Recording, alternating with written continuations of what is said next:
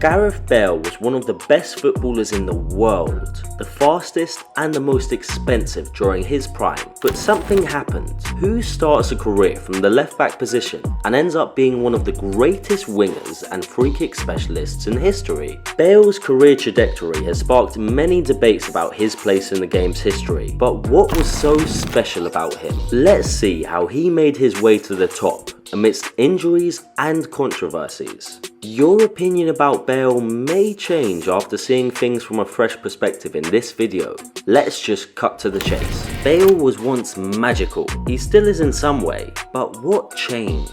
Journey to the top. Back in 2006, Bale was just another teenage sensation looking to stake his claim in the sport. Thanks to good first impressions, he was able to earn a move the following year from Southampton to Tottenham, one of the biggest clubs in England, despite being overlooked by the shrewd Arsene Wenger. This was where things would change for him. Although Bale got off to a good start with goals against Fulham, Arsenal and Middlesbrough, an ankle injury in December 2007 would keep him on the sidelines for the remainder of the season.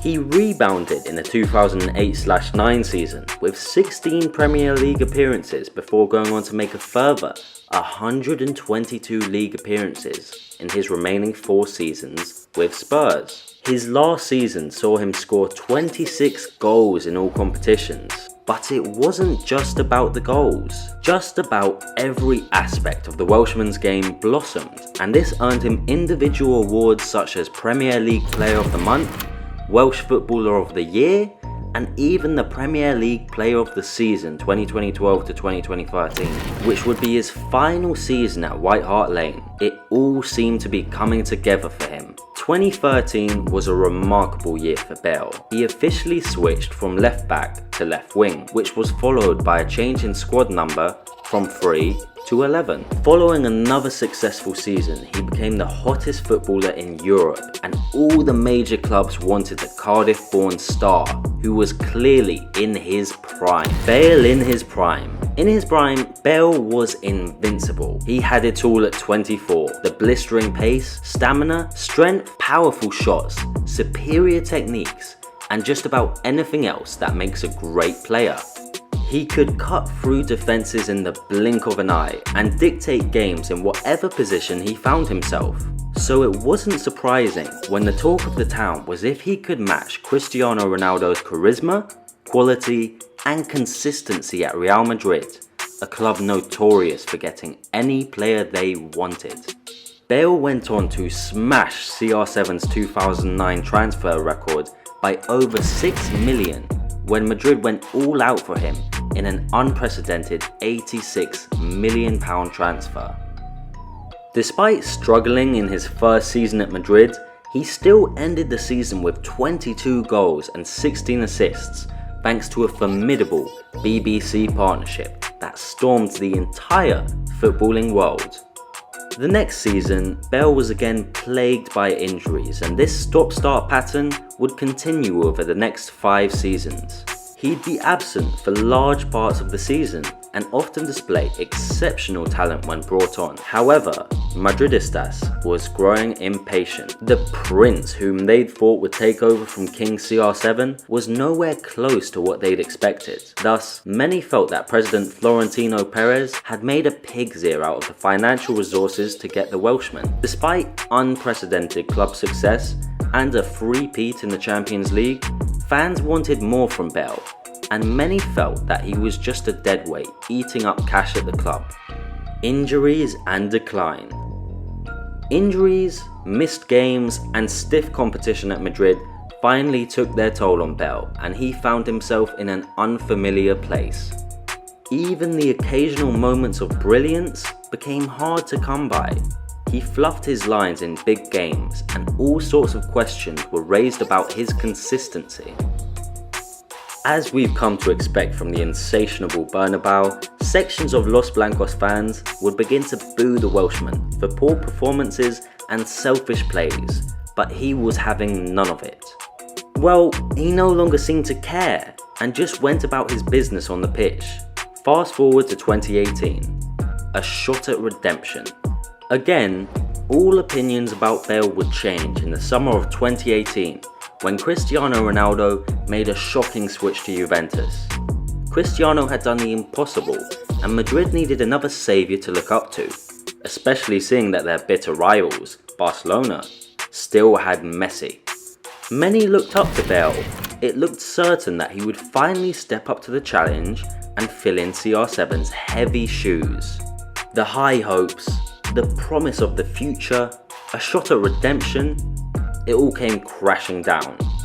Despite becoming a constant presence and the Real Madrid Player of the Month in August, things would go south quickly.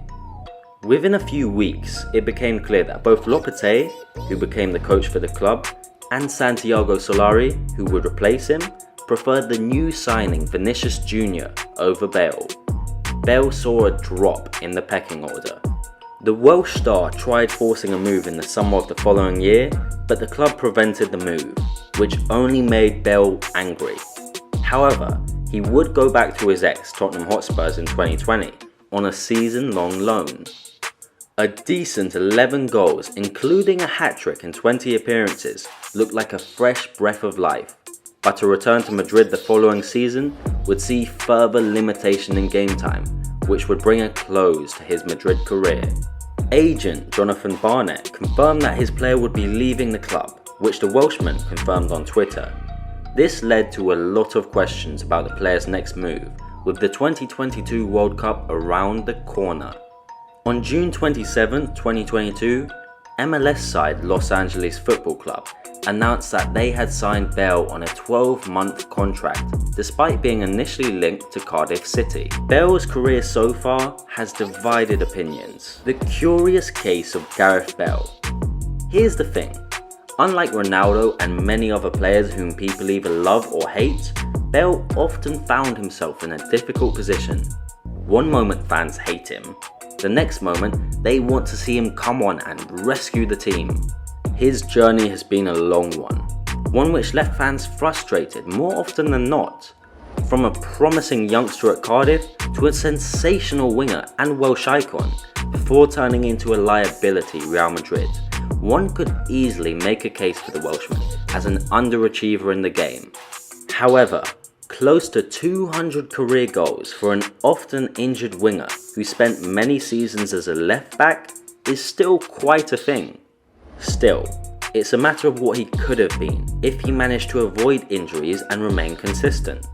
But despite the sad and unremarkable ending to his Madrid career, his breathtaking solo goal on the night of 16th April 2014 at the Copa del Rey final and his stunning overhead kick in the 2018 Champions League final would remain etched in the fans' memories forever.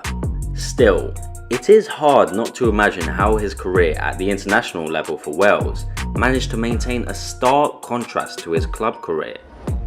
Captain of the Welsh national team, 40 international goals, a semi-final appearance at the Euros, and the decisive goal that led to the greatest result in history for Welsh football, a first World Cup qualification since 1958 for the Welsh team.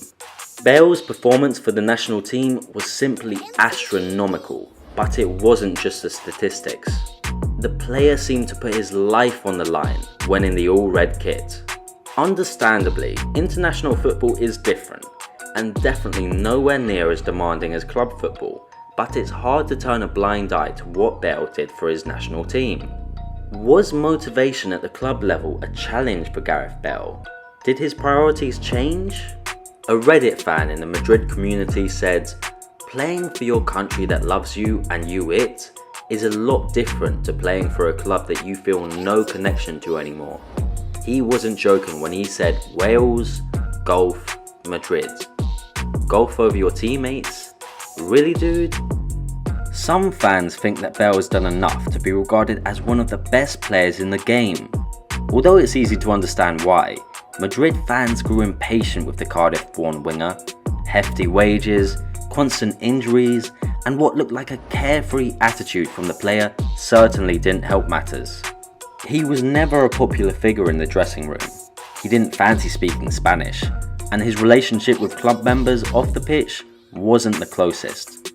although he may never be mentioned in the same breath as Madrid legends, such as Zinedine Zidane, Cristiano, Benzema, Figo, Marcelo, Modric and others, he should be respected for what he brought to the game.